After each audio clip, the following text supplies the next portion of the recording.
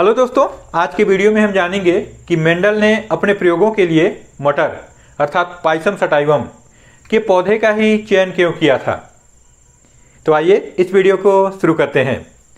देखिए, मेंडल ने 7 वर्षों तक 1856 से लेकर 1863 तक मटर के पौधों के बीच संकरण कराया था और इसके आधार पर वंशागति के नियम प्रस्तावित किए थे। ये नियम हालांकि उस समय नहीं, लेकिन बाद में पूरे विश्व में प्रसिद्ध हो गए और इन्हीं सब कार्यों के लिए इनको फादर ऑफ जेनेटिक्स, अनुवांशिकी के पिता कहा जाता है। तो आइए देखते हैं कि इन्होंने मटर के पौधे का ही चयन क्यों किया था। तो देखिए, पहला लक्षण है मटर का पौधा 1 वर्षीय होता है, अर्थात इसका जीवन काल 1 साल के भीतर ही कंप्लीट हो जाता है। तो इनको कई पीढ़ियों का अध्ययन करने के लिए बहुत अधिक समय मिला।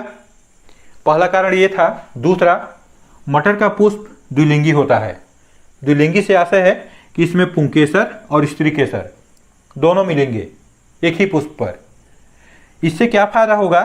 इससे इसमें आसानी से स्वपरागण की क्रिया किया जा सकता है। ये अगला पॉइंट है। द्विलिंगी पुष्प है, आसानी से स्वपरागण होगा और स्वपरागण का फायदा क्या है कि इससे गुण पीढ़ी दर पीढ़ी शुद्ध बने रहते हैं। कईयों पीढ़ी तक वो गुण शुद्ध बने रहेंगे यदि स्वपरागण की क्रिया हो रहा है तब। तो यहाँ हम 2 लक्षण इससे ले सकते हैं कि यदि पुष्प द्विलिंगी है तो उसमें स्वपरागण की क्रिया आसानी से होगा जिससे गुण शुद्ध बने रहेंगे। उसके बाद अगला आता है विपुंसन। देखिए, कैंची लीजिए और इसके पुंकेसर को काट के हटा दीजिए, पुष्प एक लिंगी हो जाएगा। यह क्रिया कहलाता है विपुंसन। पुंकेसरों को काट कर हटाना और पुष्प जिसके कारण पुष्प एक लिंगी हो जाए, ये क्रिया कहलाता है विपुंसन। तो इसमें आसानी से विपुंसन कर सकते हैं और जब पुंकेसर हट गए इसमें, तब स्वपरागण कहाँ से होगा? तब निश्चित है इसमें परपरागण होगा। तो देखिए, 2 पॉइंट हम इससे याद रखेंगे। इसमें विपुंसन आसानी से किया जा सकता है और जिसके कारण इसमें परपरागण भी आसानी से होता है। और परपरागण तो बहुत ही आवश्यक है, तभी तो 2 लक्षणों के बीच में क्रॉस करेंगे तो हमको दिखेगा कि F1 पीढ़ी में कैसा लक्षण गया। और उसके बाद देखिए, यहाँ पर जब परागण के द्वारा बीज बनेंगे, चाहे वो स्व हो या परपरागण, तो जो बीज बनते हैं क्या वे बीज जननक्षम में होंगे? बिल्कुल। यहाँ जो बीज प्राप्त होगा वो भी, उसको भी जब लगाएंगे आप तो उसमें भी फूल बनेगा, बीज बनेंगे, अर्थात वो भी जननक्षम में होते हैं। तो ये F1 पीढ़ी में जो संतति प्राप्त होता है या जो बीज प्राप्त होते हैं वो पूर्णतः जनन योग्य होते हैं। और सबसे महत्वपूर्ण ये अंतिम, इसमें कई विपर्यायी लक्षण होते हैं, कई ऐसे विपरीत लक्षण होते हैं जो आपको स्पष्ट रूप से दिखाई देगा। मटर में कुल 7 विपर्यायी लक्षण होते हैं। ये देखिए, एकदम स्पष्ट दिखता है। यदि मटर का पौधा लंबा होगा तो उसका विपर्यायी लक्षण बौना। तो इसको भी आपको ध्यान रखना है। चलिए देखते हैं कौन कौन से हैं। पहला है पौधे की लंबाई। मटर का पौधा जैसे बताया कि लंबा होगा और दूसरा बौना, तो लंबा इसमें प्रभावी है और बौना अप्रभावी। दूसरा आता है पुष्प। तो पुष्प के आधार पे हम 2 बिंदुओं को याद रखेंगे। पहला पुष्प की स्थिति और दूसरा पुष्प का रंग। स्थिति से आशय होता है, देखिए कि ये मान लीजिए उसका तना है और ये उसके शाखाएं हैं, इसमें इस तरह से पत्तियां लगे हुए हैं।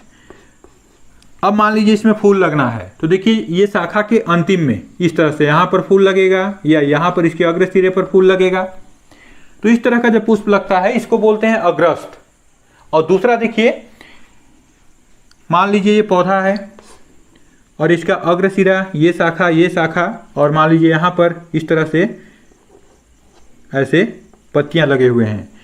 तो इसमें जब पुष्प लगेगा तो ये पत्तियों के इस बगल वाले हिस्से से यहाँ से ऐसे निकल कर लगता है। इस तरह से देखिए, ये अग्र सिरे पर नहीं होगा, यहाँ पर कभी भी इसमें फूल नहीं लगेगा। तो ये कहलाता है कक्षस्थ।